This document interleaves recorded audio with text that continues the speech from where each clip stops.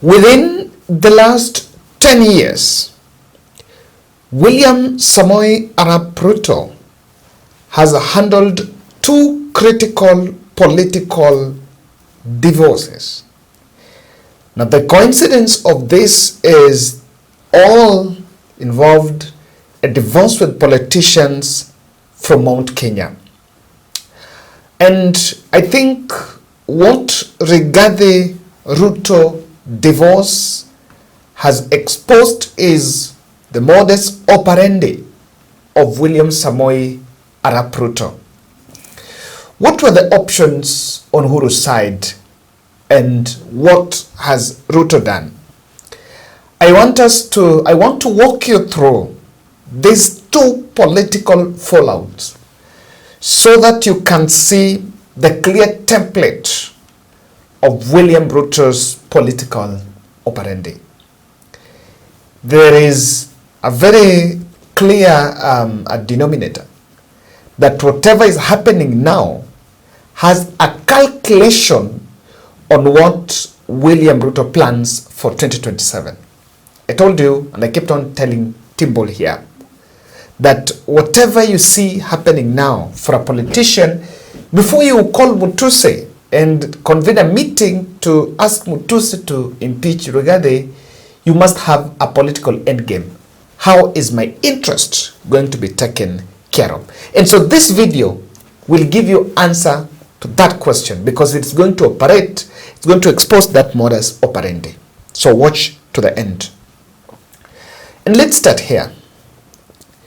Uhuru Kenyatta, the last days in his office, he revealed to the country the total what caused the breakdown between him and his deputy, revealing colossal corruption and the political greed on how William Ruto walked out of the handshake and decided to commodify handshake as a political tool with both the dynasties and the hustlers thing to run away and launch his 2022 presidential campaign.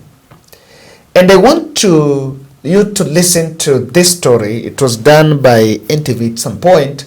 It is the very last one that will actually reveal what Uhuru said. Can they watch this? President Uhuru Kenyatta had come prepared. The Sagana 3 meeting had been billed as the mother of all political meetings in Mount Kenya yet, where apart from giving the region political direction, he was to clarify why he fell out with his deputy, and that he did. Woka haha na mbeca iria ũrarĩa nĩ mbeca ciagĩrĩirwo nĩ gũtwarĩra andũ a Elgeyo Marakwet damu bilioni 3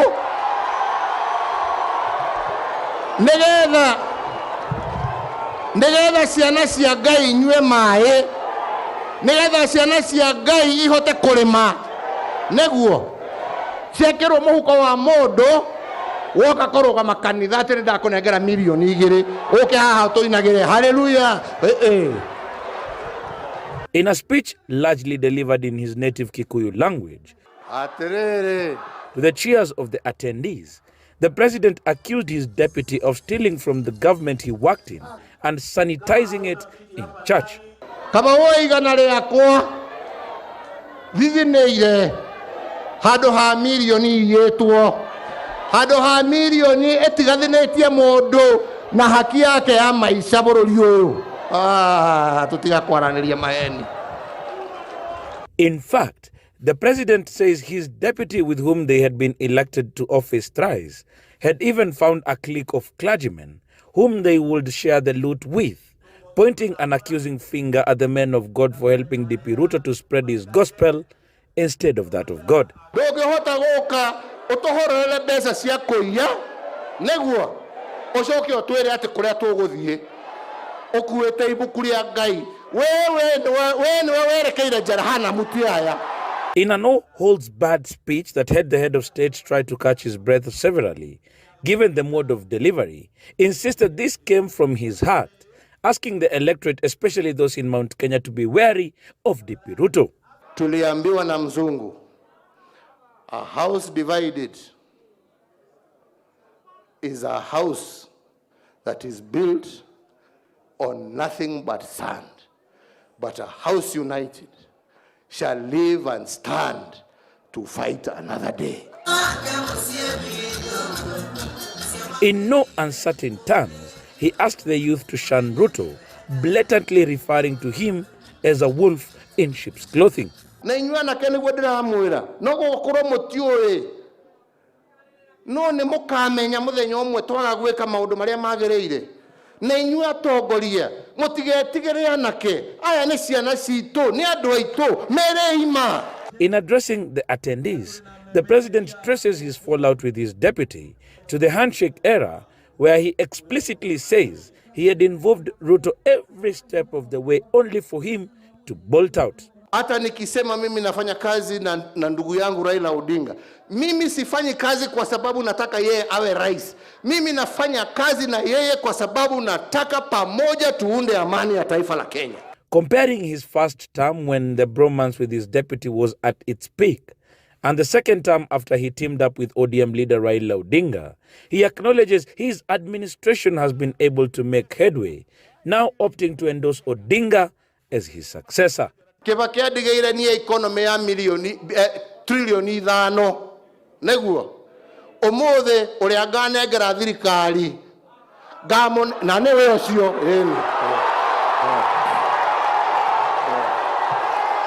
uria nie nganengera thirikari na ne mwamugweta neguo ngamutigera economy ya trilioni 13 ucoke mugea ati wira timorute. So, to date, it should be noted that while Uhuru Kenyatta made attempt in his last days to explain to people of Kenya on his fallout with William Ruto, the William Ruto has made several media interviews even after ascending to the seat of power, but he has never revealed what caused the fallout with Uhuru. Uhuru accused him and told the country of corruption, and much of that money, he made a syndicate with the church where that money was being corruptly being sanitized. His side, William Ruto's side of the story, was that don't talk about me, wacha kuniongelea, support your candidate. And he just meandered around the reason for the fallout. I can challenge you. If you have a single clip, my WhatsApp number is here, where William Ruto is explaining what caused the fallout with Uhuru Kenyatta. Never. And so the country took word of what Uhuru said. William Ruto never rebutted, never told us his side of the story. Probably if one day he writes a book, or one of closest allies writes a book, we might find that reason in that book. What followed was Kenya Kwanza putting trivial manifesto on matters like state capture and threatening to arrest Uhuru CSS. And of course, it was just revenge theatrics lately, even after coming to power. What we saw is William Ruto even starving Uhuru Kenyatta finances, or rather retirement benefits. And that was only to perpetuate the narrative that the fallout between Uhuru and Ruto was irretrievable. And therefore, even after Uhuru handed over power, that transition, something was done. And at the end of that fallout, William Ruto planted antagonism between Kikuyu politicians who were pitted against Uhuru Kenyatta, and that was the template of campaigning in Mount Kenya. All the churches and all the young people and the women groups that were coalescing around William Ruto's convoy were made to believe that Uhuru Kenyatta was the enemy of the region. So blindly, Rigathi Gachagua fell for this modus operandi. And that is what I wanted to tell you. Antagonism is what William Ruto is planting. I want you to listen to this, because on the other side of this analysis, I want to tell you how Rigathi impeachment perpetuates the antagonism as the modus operandi for William Ruto's political template. But first, listen to this outrageous clip by things that Rigathi said. Tukusamehe kuongeza bei ya unga, tukusamehe kuongea bei ya fertilizer, lakini hatutasamea wewe kuroga mtoto wetu Uhuru Muigai Kenyatta. Hiyo hatutasamea wewe. Uhuru Kenyatta amerogwa, anapigana na watu yake. Wala tulimsaidia William Ruto. Bila William Ruto, Uhuru Kenyatta hangekuwa rais wa Kenya. Kweli ama uongo? Amerogwa na hii mzee wa kitendawili, amegeuka watu yake. Mimi Rigathi Gachagua ndio nilipatiwa Uhuru Kenyatta na Moi mwaka wa 2002. Hakuna kitu alijua. Nilimtoa kwa baa, alikuwa mlevi, nikamuuta, nikamsaidia, nikamfanya akakuwa rais wa Jamhuri ya Kenya. Amerogwa na Raila, amenigeuka, ameniangaisha, amenitafutia makesi ya uongo, ameninyang'anya pesa yangu, amefunga kampuni zangu zote, amefuta watoto yangu kazi, amefunga kampuni ya bibi yangu. Rais, juzi umekuwa Nakuru ukasema ya kwamba ati Rigathi Gachagua, Dende Nyoro, Kimani Ichung'wa na Moses Kuria ati watajua wewe ndio rais ya Kenya. Ile mambo umetufanyia Rais Uhuru Kenyatta, tunakuomba tafadhali rais, usiue mimi vile baba yako aliua JM Kariuki. Ninakuomba rais, nakuomba. Mimi niko na bibi, mimi niko na watoto, tafadhali usiniue. Umenitesa ya kutosha Rais Uhuru Kenyatta. Umeninyang'anya mali yangu, umenipeleka kotini, umefunga kampuni zangu, umenitendea kama mnyama, umenitesa kama mtu hujui, na mimi ndio nilikusaidia mpaka ukakuwa rais wa Kenya. Rais Uhuru Kenyatta, umebaki siku 8. Hizi siku 8 zimebaki, na kuomba rais, usitume Kenoti kuniua, na kuomba rais tafadhali. Wacha nilee watoto yangu, kwa sababu mimi sija kukosea. Sisi tumekupenda, tumekusaidia, tulikuchukua wewe mtoto ya Serelak. Hukuwa unajua chochote, hukuwa hujui bei ya unga, hujui bei ya mkate, hujui bei ya nguo. Hakuna kitu ulikuwa unajua. Tukakuchukua, ulikuwa tu na jina ya baba yako, tukakusaidia rais mpaka ukakuwa mfalme. Imebaki siku 8, tunakuomba tafuta makaton, funga vitu yako, weka kwa katon, enda nyumbani. Na tunakuomba rais, tunakuomba hapa Sagana State Lodge utumane saa hii, guo utoe kila kitu, tutayarishe hapo, tulete wahubiri, watoe uchai imewekwa hapo na Raila, tutayarishe State Lodge. William Ruto akuja hapo, si ndio? Si tutapeleka wahubiri hapo, wamwage mafuta, watoe uchai katika State Lodge ile Raila. So sometimes there is something that Rigathi Gachagua didn't understand. Quite a number of politicians didn't understand.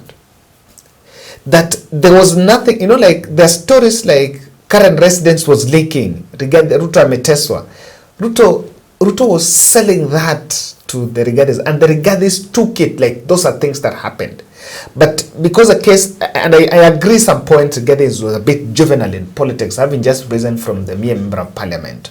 He was not really, he didn't grasp what was really going on, and he ran with it.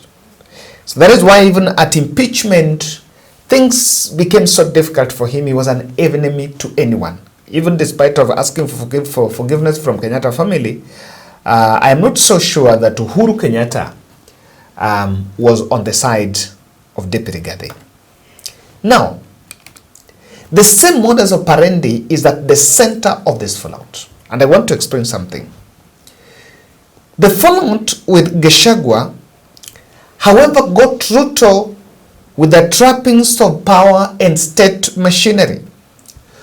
Ruto was sitting where Uhuru was when he had a fallout with Uhuru Kenyatta. I don't know that my point is made. When Ruto had a fallout with Uhuru Kenyatta was the president. But now with the fallout with Rigathi, Ruto is sitting where Uhuru was.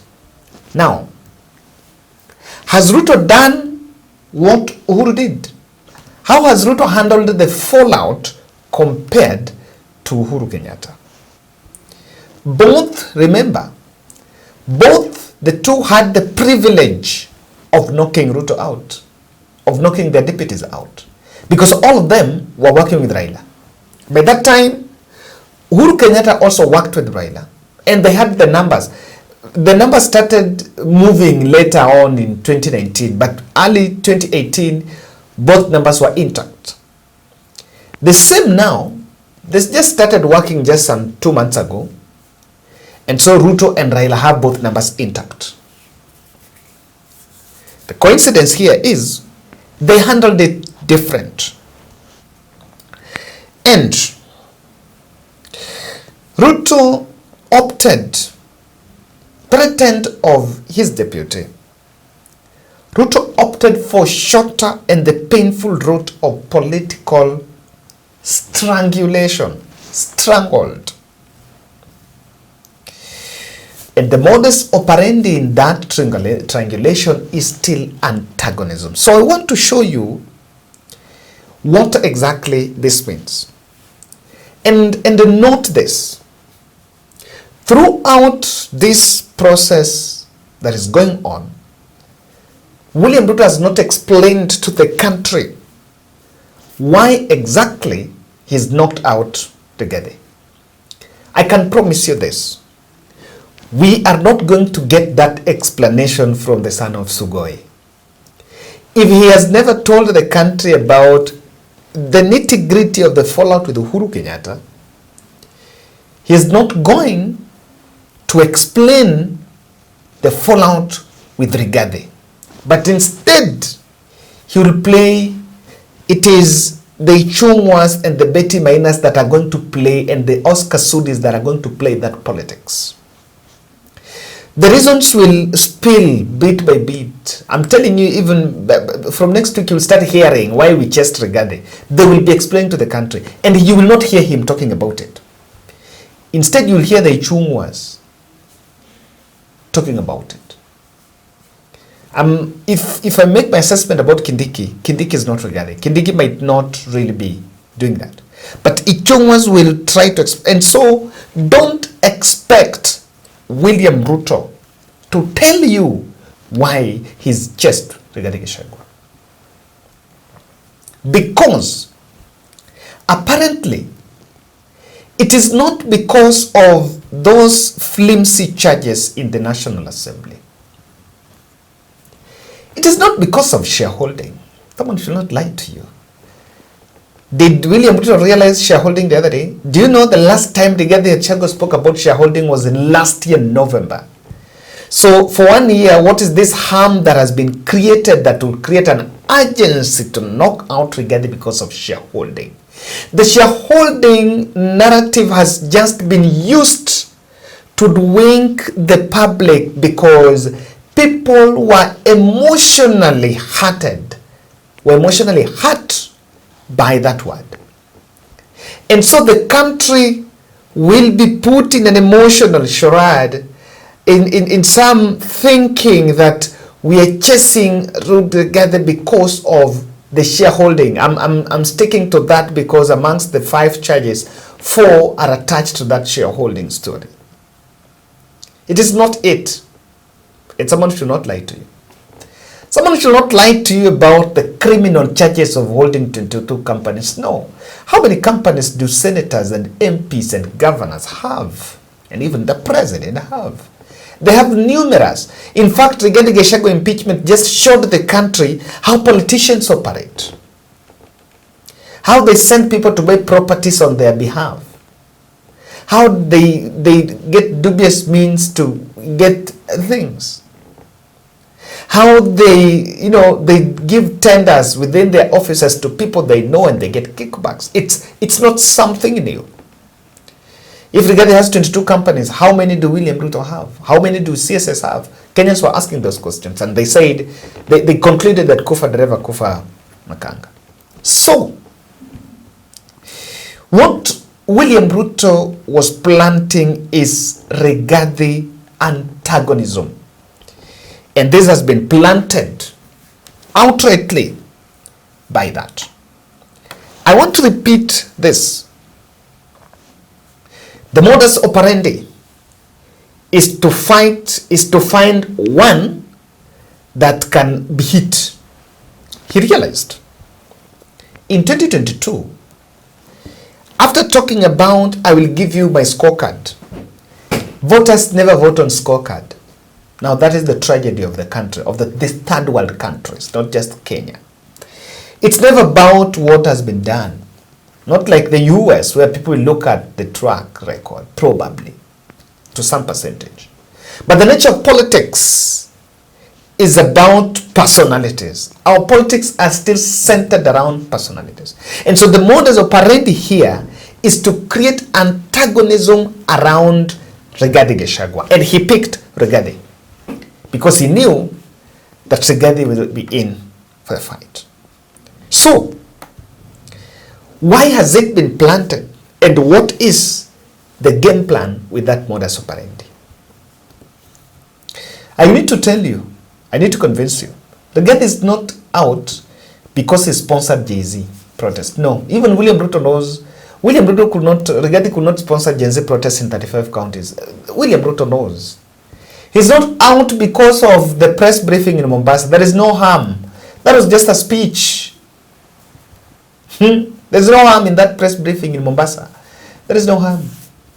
But because you will be told of NIS, so you need to, you elevate, Let me ask you a question.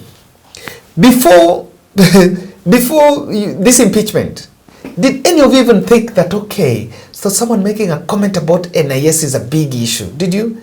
So what they did, they used that shareholding clip and that nini from Mombasa to build, from the press briefing in Mombasa, to build a mountain from a hill. Let me not belabor that, but I think I've gotten my point. Now, the modus operandi is antagonism. And let me tell you what is here.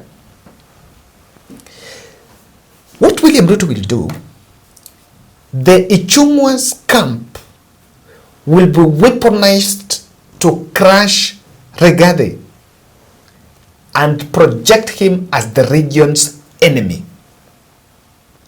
The same thing that was done against Uhuru Kenyatta. So what they will do, and they know that Rigathi is going to have a fight back. And if he gets a political lifeline, and that is why the state were really pushing for Rigathi to resign. Because they wanted, if Rigathi resigns, Rigathi will immediately be in the political ring and will start political campaigns. Then from that point, they will actually project Rigathi as someone who resigned from government that he formed and is now antagonizing government and will become the punching bag. From every church service to political rally, the leaders in Mount Kenya will elevate Rigathi Gachagua as the greatest enemy number one. And in the middle of that, you bring in a euphoria. The same thing was done with Uhuru Kenyatta. There was antagonism against Uhuru Kenyatta. But what they brought in a euphoria.